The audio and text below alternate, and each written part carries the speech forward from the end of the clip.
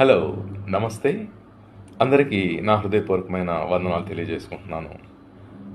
ప్రతి మానవుడు నిత్యము సంతోషంగా జీవించాలనే కోరుకుంటూ ఉంటాడు.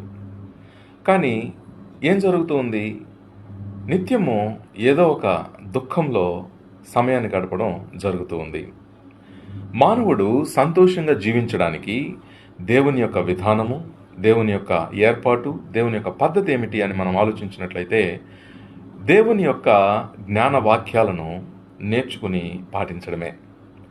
దేవుడు తన జ్ఞాన వాక్యాల్లో భాగంగా యేసుక్రీస్తు ద్వారా ఒక అద్భుతమైనటువంటి సూత్రాన్ని మనిషి ఆనందంగా జీవించడానికి, సంతోషంగా జీవించడానికి ఇవ్వడం జరిగింది.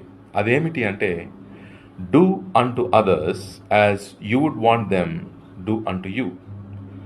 మనుషులు నీకు ఏమి చేయవాలని నువ్వు కోరుతున్నావో అదే వారికి చేయి అనేటువంటి ఈ అద్భుతమైన సూత్రం మన అనుదిన జీవితంలో పాటిస్తే నిత్యము మనం సంతోషంగా జీవించగలం. ఉదాహరణకి, అందరూ మనల్ని గౌరవించాలి అనేటువంటిది మన కోరిక అయితే అందరినీ మనము గౌరవిస్తూ ఉండాలి. అప్పుడు అందరి నుంచి మనం గౌరవం పొందగలం. కాబట్టి మనుషుల నుంచి మనం ఏం కోరుకుంటామో అది వారికి మనం చేస్తూ ఉంటే మనము మనుషుల దగ్గర సంతోషంగా జీవిస్తాం.